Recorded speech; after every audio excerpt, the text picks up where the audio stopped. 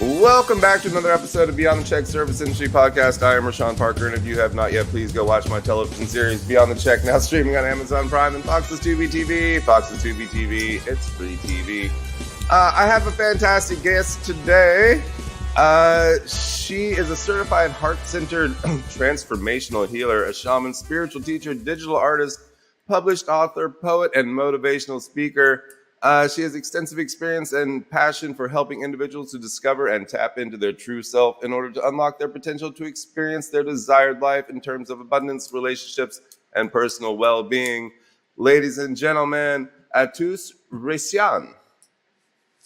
Hi everyone. Glad to be here. Thanks for being here. Where are you right now? I'm in the East Coast, Maryland to be exact. Oh. It's nice and chilly. Yeah, I bet. The wind chill is supposed to be, I think they said 10 degrees, 20 degrees. Yeah, it's pretty cool. With the chill. Yes. Nice. I'm in Savannah. It's about 40. It's about 40 here. So nice. It could be worse. Yeah, Savannah's always, you guys have good weather there, I feel. It doesn't always get as cold as the East Coast. Right. So you do lots of things to help people. How do you become a shaman? Let's start there. Shaman, actually, that's an interesting place to start. So I didn't always know what a shaman was, or even that it was something that parts of that training was already somewhat in my culture as well. But the way I became my certification first was in energy healing. And then throughout, when I started just my own healing journey, I picked up tools and I had sort of my guides that I work with and everything. And then at some point, I actually then went out and had a shaman as my mentor, as my teacher. And it was at the beginning when I started working with him that I found myself like, well, I already know this. I already do this. So there were a lot of things that intuitively I either had picked up and I was doing to heal myself and the others that came on my path, or somehow I picked it up through guidance that I was receiving from my own spirit guides. But basically, a shaman is someone that is connected with energy, especially the energy of the universe, nature in particular, and is the ability to communicate with different sort of, you want to call it spirit realms or spirits, to receive guidance in their own healing or for the healing of others. Oh, well, that's lovely. So we all could potentially become shamans if we wanted to. Yes. No, it's true. It's not, I always say these are not gifts that is bestowed on some people and not for others. All those gifts of what they call mediumship or intuitiveness, all those things, everybody has that within them. And it's whether you want to tap into it or not. My background, actually, I used to be electrical engineering. I had my master's in engineering, and at some point in my life, I was like, I'm done with that, and I switched to art and all the stuff I do now. You got sick of the 9-to-5 rigmarole? Oh yes. Oh yes. Well, that's fine. How did you rotate out of that? How did you manage to be able to do what you want? Universe came and kicked my behind, basically. Well, good for it. Yeah, exactly. It wasn't what I was meant to do in the first place. It wasn't something I was passionate about. And I was going through a really rough time at that time, going through a really rough divorce and just court and all that stuff. And something that came to me so easily, which was to write documents, design documents, all that stuff, I couldn't do it. I would sit there for hours and days just staring at the computer, and I couldn't. It was sometimes even like I would read things and I couldn't comprehend. I had to reread it and reread it. At that point, I said, okay, this is not working. After a month of just pretty much staring at the computer, not being able to do anything, You just burn out. okay, stop. Yeah, stop the insanity. This is not working. Touche, my dear. So you host a podcast as well. Yes. And it has a fantastic name. Yes. She is the host of Goodbye Bullshit, Hello Happiness Show, which Yes. that's great. Does Apple actually let you just type out bullshit at the top? No, Apple and Google, I had to put a star. Star. Exactly. And That- it's funny you say that. I tried to post the video and I forgot like To dot out. text part of it. The text part of it, I had actually put bullshit and Google wouldn't let me upload it. Really? Yep. Man, we are sticklers nowadays. Exactly. You can't say bullshit. South Park can say shit like 2,000 times in an episode, but we can't. Yeah. We can't post a picture. Exactly. With Exactly. the words in it. That's funny. I always wanted to start like a podcast that was just like what the fuck, right? Or Yes, that's what I wanted to do. or what the fuck is this? Like just about life, right? Like what the fuck? But Exactly. but my concern was always, I know I'm gonna have to put the star dots, whatever, and I'm like, that's just not SEO friendly. I guess I won't. Yeah. Just because it's not SEO friendly. You But it can't should do be, Exactly. right? It should be. It should be. We What can the do fu- WTF. Right? You probably could do W2. What the fudge? It's not about fudge. Or it is just all about Yeah. Doesn't have the same energy to it. fudge. It doesn't. It doesn't, unfortunately. No. Frick, no. No. But anyway, Goodbye Bullshit, Hello Happiness.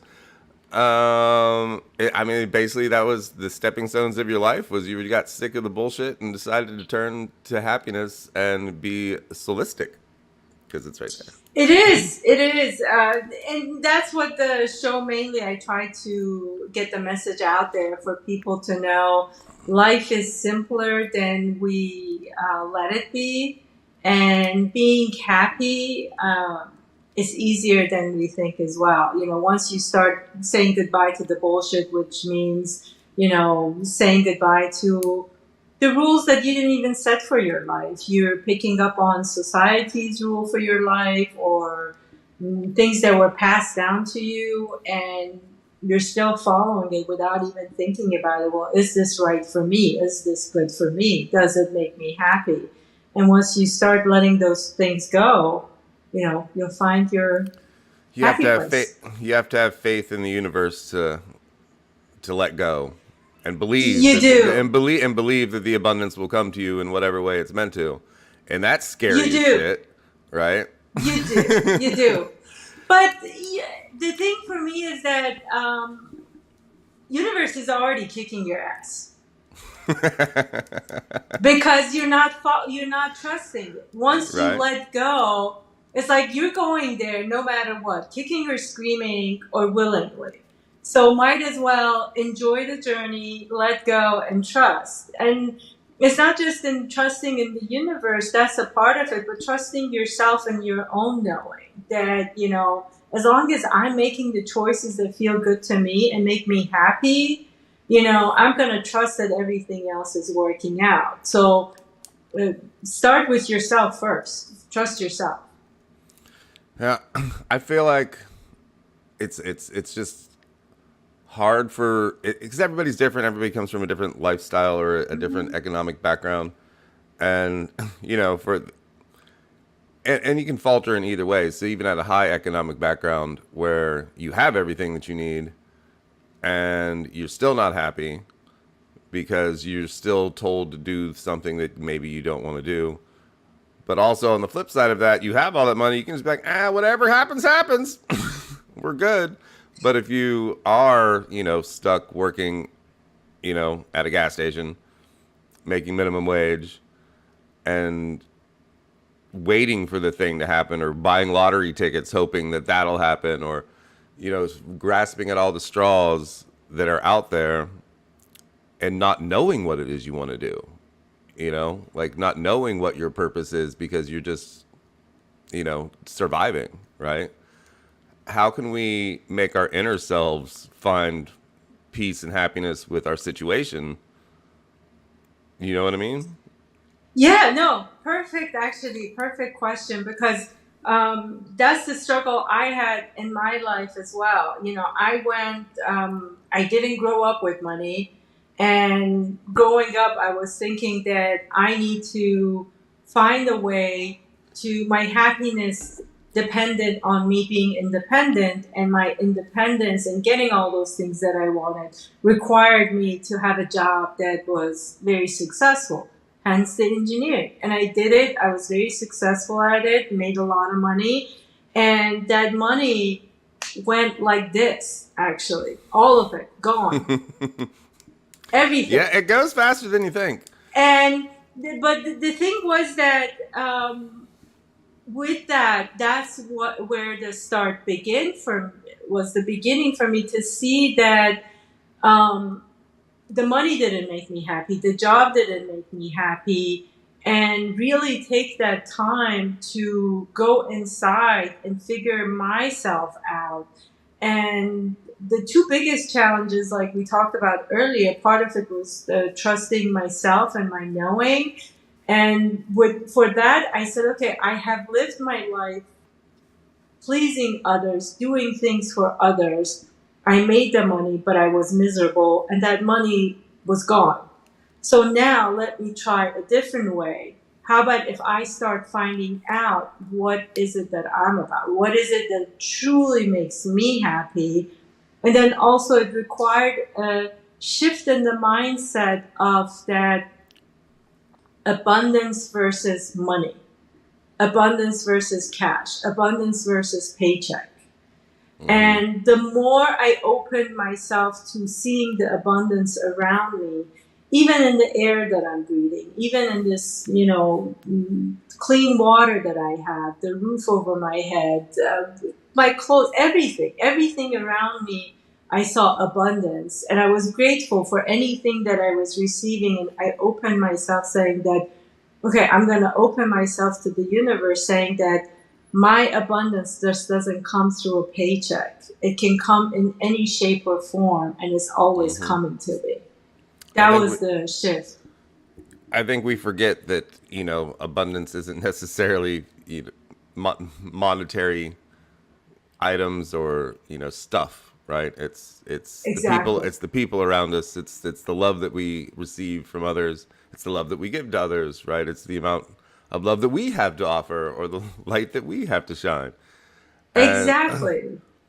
I find that if I walk through life just trying to make other people happy just by my presence, it makes my inner self more at peace perpetually, right? Yes. Like it's not about Yes. me. Like sure I'm here, but like really it's just if I walk into a room or something, I want you to smile. I'm just here to make your day better. Even if you're not having a bad day, they're still gonna make it better.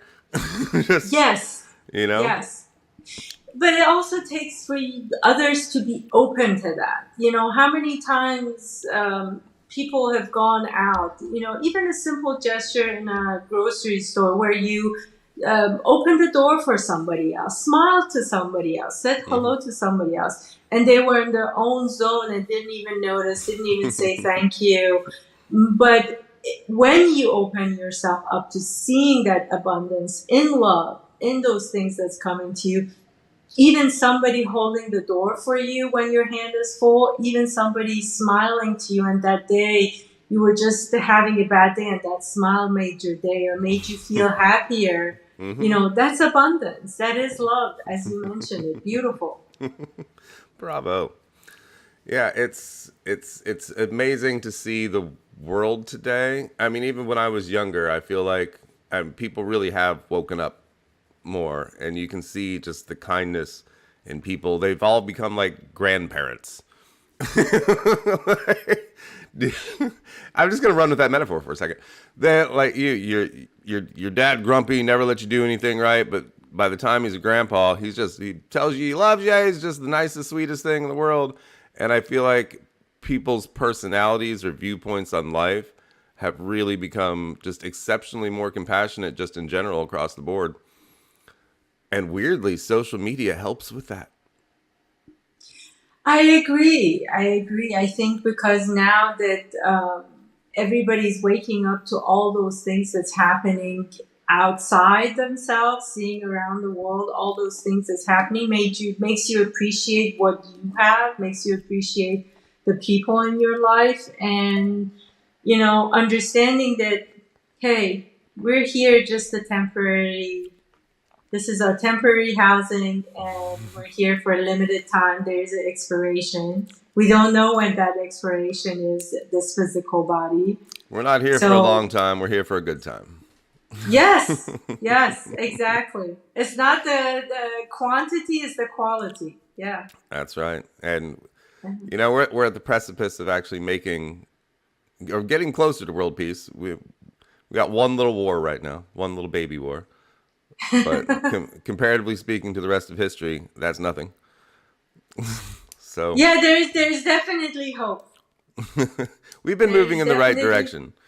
Yes, for sure. With the people taking care of the environment more, trying to take care of themselves more. I have learned so much from TikTok. Not to just boost TikTok, but like literally all these stupid things that like you would think that everybody would know, right? And then it took TikTok to literally tell everyone every little tiny detail, silly, stupid life hack in the world. Right? Like just a stupid example. Did you know that trash bags are inside out when you pull them out of the thing? No. They are. They are inside out. When you open the trash bag, you're supposed to flip it, because if you go look at it, you'll notice, the seam's on the outside, and you are supposed to turn it around. Interesting. And then after this call, you know what I'm going to be doing? Running. Is that real? Yeah, it is. My whole life, never knew until somebody posted a TikTok video about how trash bags are actually supposed to be used. See, now you're getting me. I don't use TikTok that much. My son is on TikTok, and sometimes if he sees something, he brings it to me. Now you made me want to go check out TikTok. I mean, activate my TikTok account. There's a lot of garbage, but every once in a while, I've like good news, right? Good news. Yeah. We didn't really have good news on television, right? But then when social media comes out, all of a sudden, people are posting compassionate things about helping people or doing those tests to see if if I drop my wallet, will this person give it back to me? And then, just gifting them for their kindness. You know what I mean? And so that's new, right? In the last decade of just showing off compassionate deeds. In social media too, I do believe, I know for my Instagram feed that I had to sort of clean it up, make sure that it's what I actually do want to see and not the other stuff. So like seeing those good things rather than the other ones. Like if you look at my feed versus like, I don't know, even maybe my son, totally different. What I'm getting, mine is full of that, good news and people being kind and loving to each other. And his is, I don't even want to think what's on his, but, but it is, I think, it still falls to us to make sure that information we're taking in is also what we want to put out and receive. I don't watch the news anymore. There was a time when I even made a show about making fun of the news, but then I still had to watch the news, and so that wasn't any fun. So I've just completely shut it off. I don't watch any news. I don't care. It doesn't matter to me. It literally, Yeah. it's not happening in front of my nose. It's really not affecting me. I get that, sure, there's huge important things happening, but are they really affecting me? And can I do anything about it? Nope. So I focus on my bubble and keep that happy, right? But that's the best place to be. Because Yeah. I haven't, like you, I haven't watched the news for a very long time. And I feel my great. thing is, and I feel, exactly. And I do know what's happening because somehow, Someone's going to it tell you. comes to me. Exactly. And the thing for me has always been, like you said, that if I can keep my energy good, if I can be in this good place and impact the people that are coming into my life, that ripple effect does more for the community, for the world, than if I start going down and I start feeling sad and angry and upset and lose hope. How is that going to help anybody or anything? Not at all. Also, Yeah. it just stresses you out. You've got people Yeah. just so into it, right? It's like you have to. I guess you have to be obsessed with something. So people, sports, the news, politics, maybe. I don't know. We should just be obsessed with ourselves. Is that a little conceited? But maybe obsessed with our self growth as opposed Self to growth. Yeah. video games and whatever distracts you, I suppose. How old's your son? Yeah. My son is going to be 15 in what? 5 days, 6 days, 26. He'll be 15. So, my mother made a huge mistake when we were growing up. And that was the fact that she told us at a very young age that it didn't matter how old we were, that our opinions mattered, and that and that we could be right. And we literally used that against her. The rest, it doesn't matter how old we are. But as we got older, and even now, and my father's very spiritual, my mom's an herbalist. But I came to find faults in their beliefs, or maybe not faults, but upgrades, right, to the way that they perceive the universe and how the entire system operates. I think I've refined it, but I think the next generation, each one is just a little smarter and a little more intuitive than the last one. So you got any stories about your son impressing you?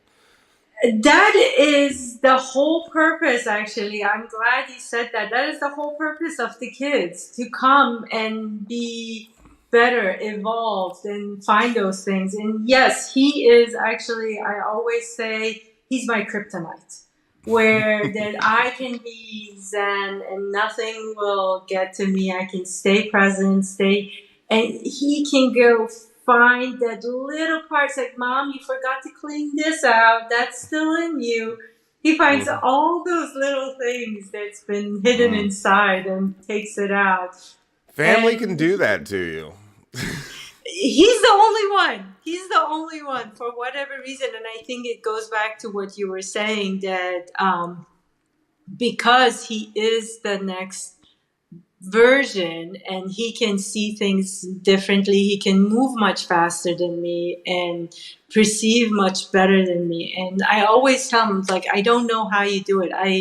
He comes and is like, okay, like, one of the things that I loved when he was very young, he told me, as a mom, you want to help your kids and make them feel better. And he was feeling bad, and I was coming up with all these things. Well, what about this? What about that? And he finally said, stop. Did it ever occur to you that right now I just want to feel crappy and have this feeling? This is what I want to experience right now. It is for a reason that I want to experience this. Mm-hmm. And I was like, wow, he is absolutely right. I always say you have a right to experience whatever you want.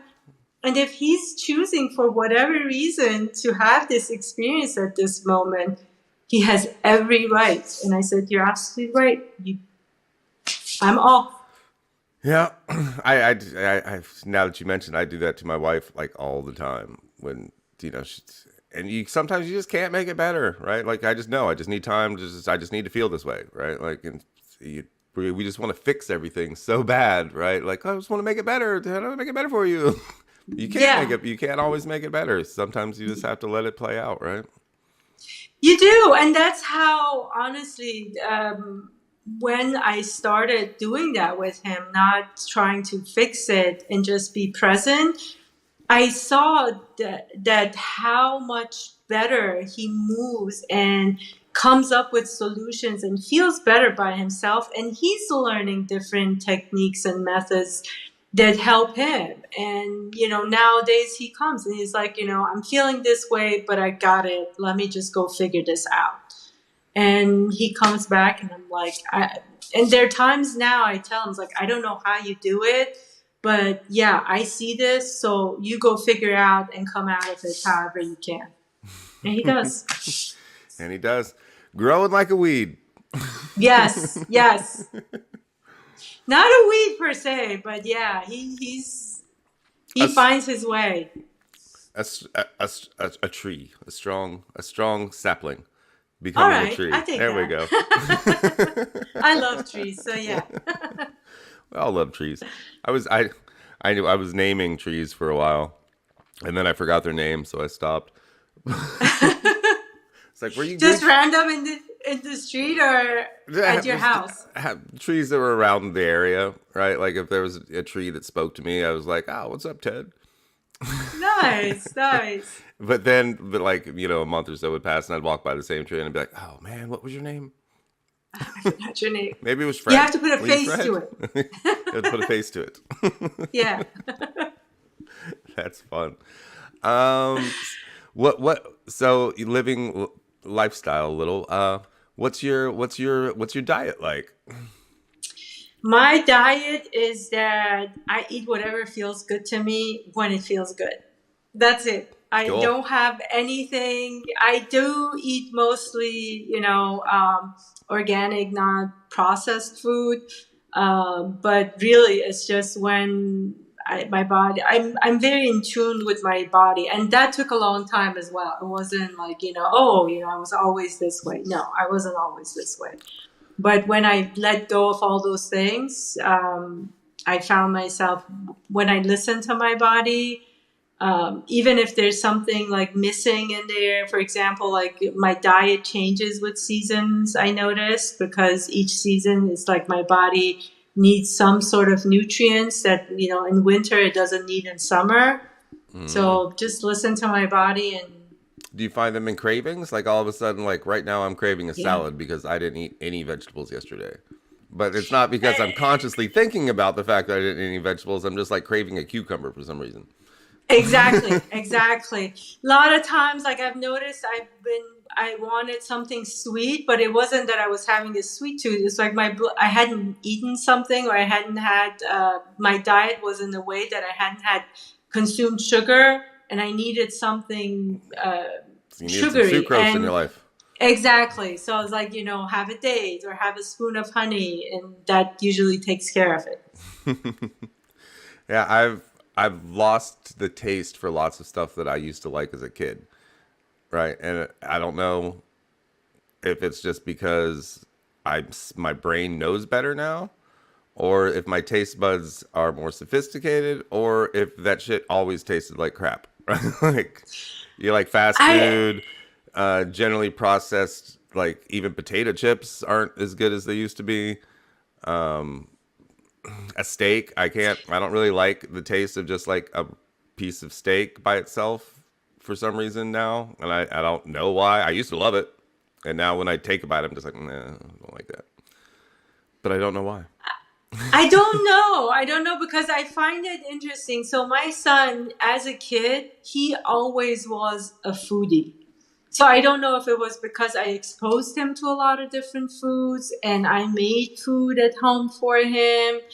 that he was a foodie, or if, I don't, but I can tell you, like, as he's getting older, now he went through a phase of junk food. But also, he said, well, it's because that you didn't give me junk food when I was little. Now I want to go experience junk food. Yep. And now he's going back to, no, I like real food. I want good food. Yeah. I am surprised. Like, I make homemade dinner like 3-4 times a week.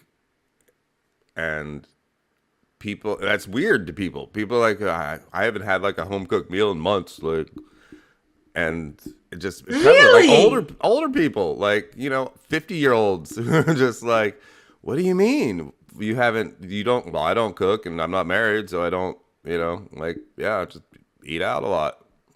Never take the time to have somebody to actually cook for you. My wife can't cook, so she wouldn't be eating homemade meals every, that often either if I wasn't here to cook for her.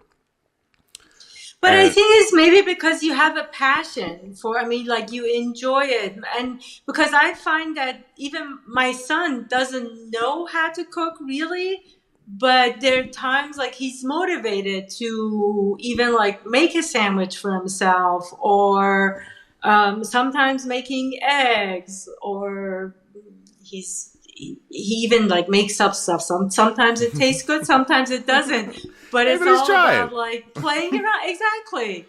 So that's interesting. I think if you have it in you, maybe, or you're not afraid of making a mistake and the food tastes bad. I don't know. That's interesting. Well, I thought more people are cooking. No, that's why we have this huge like boom in the boxes. Like, order the box at home. It's easy. Just follow the recipe. Like, people just don't cook like as much as they used to. Like, they're because their parents aren't cooking. Their parents are busy. Grandma's not there to show you how, right? And they just don't. So we have to order these boxes off a line that have these very specific instructions and the exact ingredients that you need to make it easy on yourself. When we've tried them, it's convenient, but it gets repetitive. We tried a few, but I didn't like it. I mainly did it to see like if my son would get like easier for him to cook, but neither one of us liked it. We went back to what it was. Go to the grocery store. We just go to the grocery store. Exactly. To go get that stuff. That's interesting. Yeah, we love to cook, and do I cook all the time? No, but I enjoy cooking. What's your favorite thing to make? Do you have like a family? Not family tradition. I cook. That's the other thing. I cook more as we're getting into like winter, fall. I cook more than when it's summertime or when it's too hot. And during winter, my favorite is butternut squash soup, a lot of roasted vegetables, mushroom soup, a lot of different pastas with different sauces. You like the feel-good comfort foods of wintertime. Exactly. Because you can't eat hot soup in the summer, right? So exactly. I gotta wait till winter. And nobody likes and chili. Soup. We make a lot of chili. Yeah. How do you make your chili? I made a pot roast chili the other day. Ooh. Because I haven't tried that. So make the pot roast and then dump in chili. Do you like shred the? Yeah. I shred it all up. Nice. So I just use it. So I'll roast it in the oven in basically the big chili pot, right? And so then when that's done. Yeah, you just shred it up and then start adding all the stuff to make the actual chili, and you got pot roast chili. It was delicious. Oh no, I have to try. I just got tired of hamburger. That's the thing. I always use ground beef. I tried to make vegetable chili one time, and my son was like, "No, this is not chili. Don't even consider this chili." Exactly. So don't go there, Mom. Don't cook this again. I've had some but decent... I've never even. Yeah, I've had some decent tempeh chili. You ever tried tempeh in your chili? It's still not chili. I haven't tried. No, he won't go for it. He won't even try it if I say. He won't touch it. But no, I only use ground beef. I love mushroom in my chili. We like it really spicy. Sometimes I've added few veggies in there. Sometimes I use harissa sauce in there to make it more spicy. My sister puts Yeah. chocolate in hers. Ooh. Like dark chocolate. Cocoa powder, dark chocolate. Like dark chocolate cocoa powder. Yeah. To like. It makes it spicy too?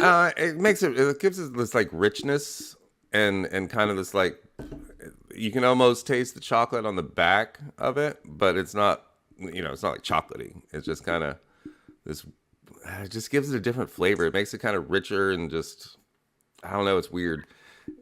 Oh my God. You have given me 2 chili ideas now. I have to try it. You're welcome. Here's my vegetables. My vegetable soup, I use short ribs. So I'll do the same thing. I'll put the short ribs in the pan in the oven until they're done, and then I'll pull the bones out. And then I'll just add all the stuff to make vegetable stew. So it's like short rib stew, sort of. Okay. I make a short rib I just got tired of hamburger. Yeah, no, I haven't. But that's the thing. I never even thought about it. I do make a short rib soup where there's short ribs and I put potatoes, plantains, and carrots in there. Yeah. And but I didn't even think about, hey, I can use these meats for my chili too. But the reason that. because I've you ever had brisket chili? Like. No, I love brisket, but I brisket have chili not is the had best. Brisket chili. So like if you're in Texas or somewhere like where brisket's everywhere, they'll have chili too, and it's usually made with their brisket. And it's fucking amazing. But I don't want to spend a whole day making a brisket just to make chili out of it. so I did the pot roast instead. Fine. All great ideas. Note to myself, I'm going to try all these different ones and see. You get crazy, make a green chicken chili. You ever made one of them? What's a green chicken chili? So tomatillo tomatoes, so green tomatoes instead of red tomatoes. And, okay. Chicken instead of, cow. And spices of sorts. I bet you throw some cumin in there. It's not really chili, it's green chicken. Okay, chili. so you should do just a podcast on chili. That should be your next. Chill beans. Exactly. Call us with your chili ideas and what's the craziest thing you put in chili. I mean, chili contests. But these are all good.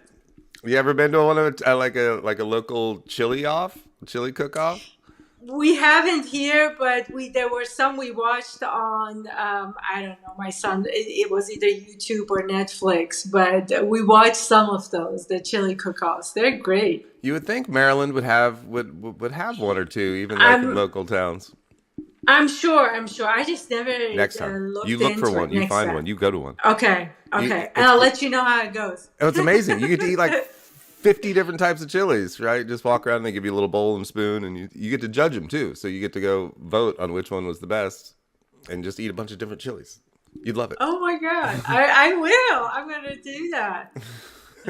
I wrote a play once called Strike. It was a musical, and the guy went on strike from the steel mill, and in order to save the house, he decided that he was going to enter this chili contest, and he was going to win and save the house in the day, but he came in second.